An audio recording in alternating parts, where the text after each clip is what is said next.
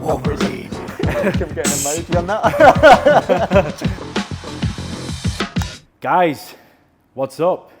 Here we are. I've got AJ. Welcome, AJ. Welcome to the show. This is going to be a very insightful video, guys, for you. Super excited about it. Something that I've been wanting to do for a very long time, but I've never found the right person. Me and AJ met in the sauna. As you guys like to know, I do like to meet people in the sauna. No homo, no chatting up the females, but I end up meeting like-minded people, especially in Bali. So yeah, we met in the sauna a couple of weeks ago, and you are a Functional medicine practitioner and nutritionist. Okay, so this is what I have been looking for a very long time, like functional medicine, guys. Not going and taking a bunch of pharmaceutical subscribed medicines that you really don't trust. This route I always want to go down is more of the functional medicine side. And you guys, I always try and be open and honest with you about what I take. You know, I take peptides, take testosterone, and I want to be real and go through my blood work now, because I really do believe that this guy knows what he's talking about and he truly wants to help people because he's been through his own health journey as well. And he had to search deeply, research, study, and find out about what was going wrong with his body, and not let potentially doctors, other quote-unquote experts influence him and potentially put him down the wrong path, which has happened before. Don't get me wrong, you've got to put trust in people, but sometimes they don't get it right. And he had to do his own research to fully get himself on the straight and narrow. So, guys, what I want to do is quickly let him go through my results and what he's found, and then we'll talk about a few of the supplements and what we're taking here today. Yeah, so on a quick one for anyone who doesn't know what functional medicine is, what it does is it actually works within the government guidelines provided, which are the same as the conventional ranges. However, with the conventional ranges, they're looking for the absence of disease. We actually create narrower ranges, so then what we can do is we look for deficiencies and dysfunctions. So we're basically looking for prevention over cure, and this is how we can truly get optimal health. Sweet. Okay, that's great. Sounds just good. I know so many people are going to be like, what the heck is functional medicine? So it's safe, and that's why I mentioned about the government guidelines, but we just had narrower ranges so we can spot things earlier and then help with the prevention. I think people sometimes think functional medicine is for hippies. Yeah, it just sounds fancy, right? Just sounds fancy. They're like, what's it's the that? Functional word. We've overused it. Yeah. But it's always been the path I've always wanted to go down. Yeah, but it's just natural medicine. Yeah.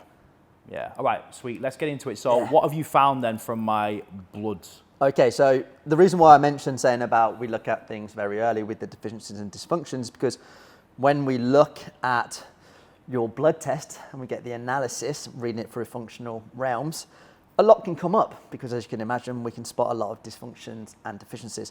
So some of these things like inflammation, stress, oxidative stress, we've actually got to appreciate that it goes further than that. They're just a knock-on effect. So it's kind of like a side effect. We need to be looking into the root cause. So when we look into what could be some root causes, it can even be in our environment. That's what a lot of people don't realize. But let's say with you, for example, there's a lot of heavy metals in barley. So this is why we could have seen some heavy metal toxicity signs, as well as obviously some mold within the blood, because barley being so humid, there's a lot of mold about.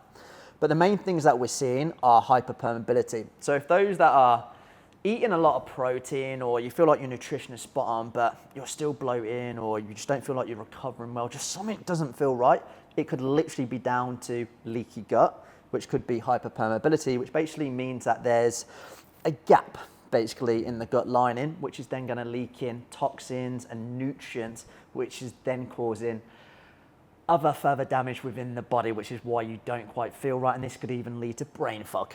So this is why we have to focus on hyperpermeability in the first phase. We have to fix this, because what we're also seeing is gram-negative bacteria, which is very common, as well as some biofilm disruption. So with the biofilm, this can happen from like if you've had antibiotics in the past, is that right? Mm-hmm.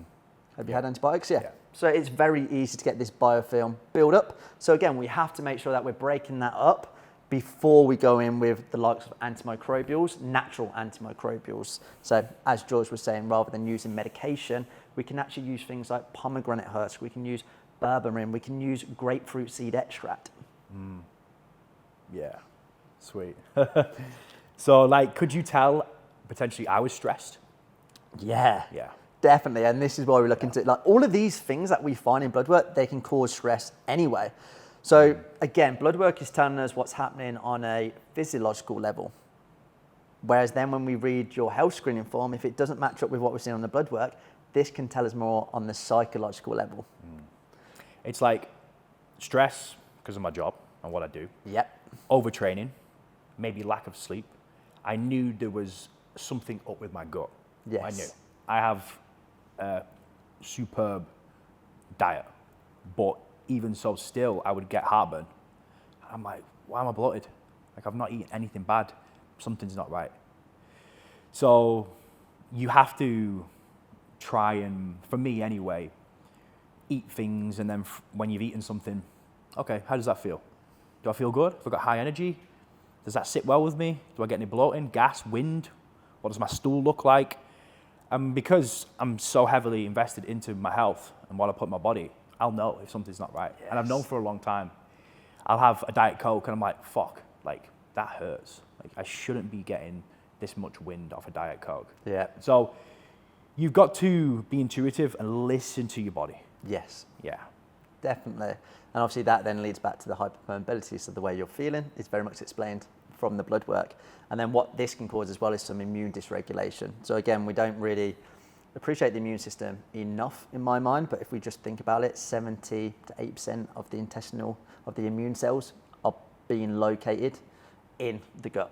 And I knew I wasn't recovering well as well. Yeah, which again makes sense because when we look into exercise can actually induce permeability. So those that are training really, really hard and feeling worse from it, you're not recovering, you're not sleeping well, it could literally be down to intestinal permeability. I'm not saying it's just that, but that could be one of the reasons. Yeah. Okay, that's good. Do you want to go into any more depth about what you found? I can do in regards to what else this can cause, like impaired detoxification. So that's why we've got certain things which we're going to be going over later. This can also cause like poor kidney and gallbladder function as well. So we have to just really appreciate that the body is interconnected, it works synergistically, and actually we need to sort out the harmony and balance of it, which is why we find so much in blood work. Yeah. I think as well, you've got to do blood work. Yes. You need to check up on yourself. It's guessing otherwise. Yeah. This is why so many people try different things and can just never find what is getting them to that optimal health, that optimal performance. Well, you'll know more than anyone, people are misdiagnosed. People come to us daily saying they've got IBS, they've got this problem. I'm like, hang on a minute, who's actually told you you've got this? Oh, I've just self-diagnosed because Yes. I've been researching on Google. It's like, okay. And then they start taking medicine. Yeah. And then it makes it worse. And then they've actually caused a huge problem. Yeah, so very much with the medical realms, I'm not saying everyone, but quite a lot of it is about giving a pill to then create this management for the symptom, but it's not fixing it. It's not removing any sort of like bacterial overgrowth. It's just a band-aid, a Exactly. plaster. Yeah, so I'm doing this to get to the root cause. I don't want to fucking mask it or put a band-aid on anything. I just take a pill. Like, when I get heartburn and it's that bad, I go to the pharmacy and I get a pill to stop the heartburn, but it's not stop the root cause. Nope. That's the fucking problem. And I'm like, what are you doing? Why are you taking that? You need to find out what's actually going on. What are you eating? What's your environment like, your lifestyle? With your bloods, because we saw low stomach acid. So everyone who's got low stomach acid, which in bloods we see over like 90% of people have low stomach acid. So then this can make it hard to break down protein. So this is why on bloods it could show that you've had a poor amount or you're not having an adequate amount of protein when you are. And you're like, hang on a minute, I'm eating protein every single meal. Like, this can't be right, can it? It can be, because if you've got low stomach acid, then you're not breaking down the protein, which then means you're not absorbing or you're not assimilating the nutrients from it. And because I felt like that, I've not been eating as much. Yeah. Because I've not wanted to. I'll skip meals. Yes. Because it fucks my gut up. If I'm eating maybe 5 meals a day, I feel sluggish, I feel tired, I feel drained. So get your blood work done, guys. Right, I think we should move on to what you've recommended for me to take. I know this is only a few of the supplements, but let's just briefly just go through them and then we'll talk about the peptides as well. Yeah, I was literally going to say, with the low stomach acid, a simple hack you can do is just have bitter vegetables, herbs, spices. So having like your ginger, your rocket, your radish, some apple cider vinegar, potentially half a squeeze of lemon. This before your meal can then help you break down protein more efficiently, and therefore you're going to be able to absorb and assimilate the nutrients better, because you basically just had, like, you're allowing yourself to improve stomach acidity as well as bioflow production, which is then going to help with the release of digestive enzymes naturally. Yeah. Right, let's touch on some of these. Right, let's go. Which one shall we start with? So vitamin D, yes. So this is a cool one, and it links in I'm with. in the sun though. Yeah. Why is he I'm recommending literally vitamin about D? to say that. Yeah, I've just been in the sun, bro. Half an hour. So this is where the hyperpermeability can come into it, because remember I mentioned about certain nutrients are just leaching into the bloodstream. So with George's vitamin D, it's low despite him always being in the sun, which obviously is showing as well that he's not absorbing vitamin D very effectively. So this is why we want to support him during this phase. Like, some of these supplements aren't to take for the rest of your life, especially if you are naturally in the sun. We want to be utilizing that as much as possible. But what we have to do right now is offer this for support. The reason why is because we've seen that with George, he's got a underactive thyroid. We also know that his immune system is compromised at the moment as well. And what we also saw is obviously, or we know, that vitamin D can very much help with testosterone. So this is a good one. Fish oils, I love using fish oil. I love using curcumin, boswellia and ginger, mainly for their anti-inflammatory effects. And especially if we're eating out quite a lot as well, is this can then lead to us having a higher consumption of omega-6s through seed oils. So this just kind of helps to mitigate that. And when we look into what the omega-3 to omega-6 ratio should be, it should be around 1:1, 1:2. However, what we're seeing is 1 omega-3 to about 16 omega-6s. Wow. No way. Okay. Cool. Then when we got here, so I mentioned about George's thyroid, something that can be really beneficial is selenium.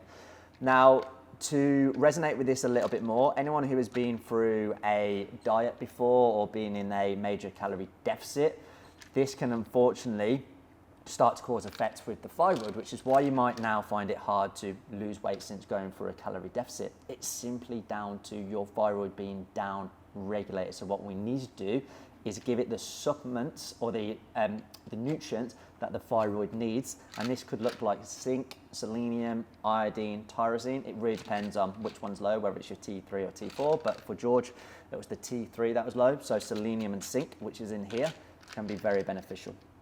Yeah. So again, this is why we need blood work, because then we can actually determine which nutrients are going to be most likely needed. Awesome. Nice. Should we touch on this? Yeah, definitely. So a lot of you back home will probably know what NAC is. For definite, you'll know what glutathione is. Glutathione is obviously known as the master antioxidant, whereas with this is the precursor to glutathione. So this is just the acetylcysteine part, usually, as I say, known as NAC, but in Bali they just have the acetylcysteine part. And cysteine is the amino acid which helps with glutathione synthesis. Okay. So what does glutathione actually do? Good. So again, this could help act as an anti-inflammatory. It can also help because of the antioxidants, which has obviously overall well-being benefits. But the main reason why we've got it is, remember I mentioned about heavy metals and mold. This can help with your liver. So what it does help with is detoxification, to pull it in a nutshell. Yeah. Yeah. Okay, great. Moving on, the great topic of peptides. Hey, Right, trending at the moment. What we've got here. These are the two biggest things which seem to be trending at the moment, which is great, but also you need to be careful about it. So you've got peptides and you've got blood work. Obviously, just make sure that you're doing your due diligence and You're researching who you may want to work with, so you know obviously that they're going to provide you the results that you actually desire. So yes, which one would you like to touch on first? TB500 and BP157. Yes, okay, so them two together are known as the Wolverine stack. The reason why this is because they can both help with tissue repair, they help with wound healing. So ultimately, they're going to help with recovery, and you're only going to grow as well as you recover. So obviously if you're recovering better, you're going to put on more muscle. So this is why a lot of people in the fitness space love BPC 157 and TB 500, but also because of its wound healing, it can help with injuries. So those that are obviously getting niggles often, this could help to mitigate that or help you feel literally like Wolverine. Wolverine. Can we get an emoji on that? Legit, guys. I can't express how life-changing it has been to take that stack together, BP 157, TB 500 for injuries. Like, I've been training for 12 years and I've experienced loads of different injuries, and I've still had pain in certain areas from years ago. And this has stopped it, and it's disappeared. It's recovered in a matter of months. It's crazy, and we naturally can produce these as well. So what a lot of people don't realize is we have natural mechanisms, we have natural antimicrobials, we also have natural peptides as well. So we can be deficient in peptides as well as vitamins and minerals, but a lot of times we only are looking into the vitamins and minerals. So this is where I like to look into it a little bit further. So BPC 157 producing the gastric juices. So this is why for hyperpermeability, BPC 157 can be very good. Whereas with the TB 500, I want to utilize this more to support George's heart health. Yeah, just touch on that as well for people who are watching this, because I had a bit of a heart scare last year, but I know a lot of guys have taken the COVID jab and it has had a negative effect on them. So coming from me, sometimes if I say something to take a certain thing, it's like, come on, George. Like, you've taken growth, you've taken test, you've taken other steroids. Yeah. But it does actually repair muscle tissue. So this can help inhibit myocardial cell death and stimulate vessel growth. So what it basically does is help the heart repair. And you've got to think with like TB 500 anyway, it does help with muscle and tissue repair as mentioned. Like, I was saying this before to him, that in itself, to hear that is revolutionary. It's amazing. Like, I've never heard of anything that can repair the heart ever in my life. And I'm always like, imagine if you could actually repair the heart. Like, imagine how many people would survive, would live a longer life. People who are fit, who have been training for years as well, who have had maybe some issues with the heart, but they are fit. This could potentially help. Yeah, we're seeing a lot more, obviously, myocardial arrests as well. So this, for me, is a really nice one, again, to look into for prevention. Obviously, you want to get your blood work done first to actually assess whether it's going to be useful for you to take or not. But as a prevention peptide, I really do like it. Great. So onto the TB 500, BP 157, moving on to CJC. I was taking growth hormone daily, but I've stopped that now from AJ's recommendation. So I'm going to be moving on to the CJC. What is this? So this can help with growth hormone, which is why we want to do this, but we want to be looking into obviously GHRH, which is the growth hormone releasing hormone, as well as obviously the GHRP, which is the growth hormone releasing peptide, I should say. So this is helping with the signaling of growth hormone. So we want to usually take this with ipamorelin. Okay, and what will that do to me then? So this is what's going to obviously help in regards to, I'm trying to put it in the most simple way, to just help you build muscle as well as support overall health. So I think this is where people look at it from just the physique perspective, whereas actually what I like to look into it for is how actually growth hormone plays a vital role in your health in order to help with longevity. Huge. But yet this is where people can get scared by certain things, and especially with the word obviously growth hormone. Obviously you don't know the audience exactly, but sometimes when we hear that we could be like, oh, I don't want to be putting that into my body. But at the end of the day, this is what's going to have a significant positive impact on your health when you need it. Exactly. Great.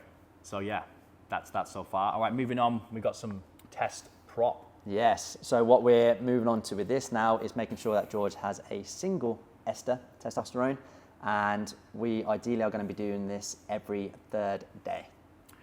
Yeah. So recently, I've been taking SUS from the pharmacy, which is 250 milligrams. I'm dropping that down to 100 mg.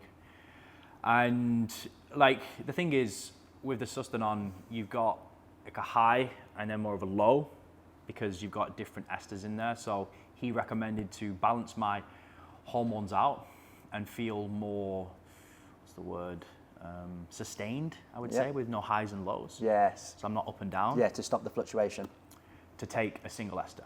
So that's what I'm going to be moving on to now and see how I feel, essentially. Yes. The pinning, because you have to pin every third day, may become a little bit annoying. Yeah. So we'll see, potentially change the ester. This is where we want everything to be realistic to you, because it really does have to fit your lifestyle and what you're comfortable with. And there's many alternatives if you didn't want to do it this way. Okay, so let's sum this up right now. So looking over my results, giving me the supplements, also we got peptides, which I can get my hands on. Yeah.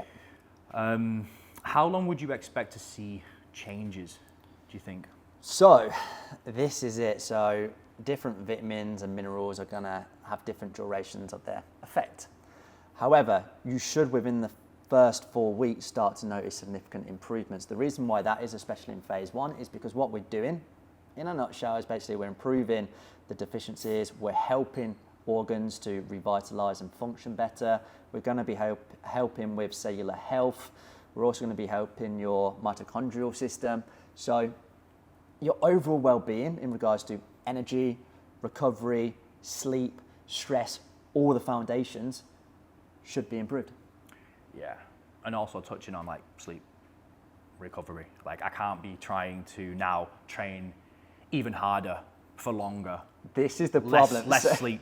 Do you know what I mean? Yeah, because I'm taking all these supplements. So many people feel such a surge in energy that they're like, oh, I can do everything now. But honestly, that sort of method is just going to run you into a wall. So you still want to be mindful. You want to utilize that new energy you've got, but you also want to obviously create that space for your body to adapt to this energy as well. And before you guys get deeper into this realm, you need to get a few things right first.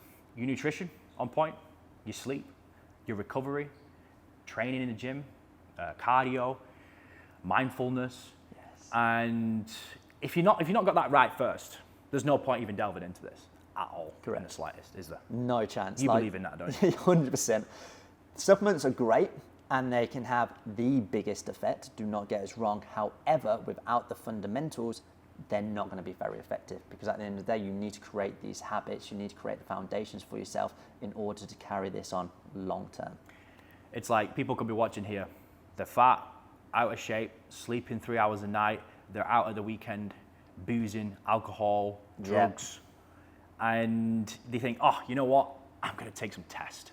Like, how much test do you take, George? I'm like, bro, chill the fuck out.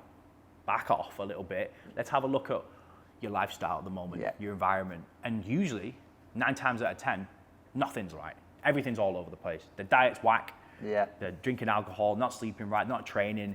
They just think, let's take some tests, let's take some growth, let's take some peptides. I'm going to be jacked and in great shape and look like George. Literally. Do you know what I mean? Like I posted these peptides and everyone jumps on. How is she taking? Are you taking tests? Are you taking growth? Are you taking steroids? It's like, I look on the profile and it looks like they don't even train. Yeah. I'm like, bro, first off, take a step back. Get the fundamentals right first before you even delve deep into this. Yeah, so you'll even notice like the protocol that I gave George, the supplements, the peptides, they're at the very bottom of the protocol. Why? Because everything else above that needs to be read and actually achieved first. We need to implement the basics. Yeah. Guys, I hope you enjoyed it. If any of you are interested in working with AJ, then give him a shout, Superhuman Health. Yeah, AJ _ Superhuman Health. All right, anyway, see you in a bit. Cheers, bro.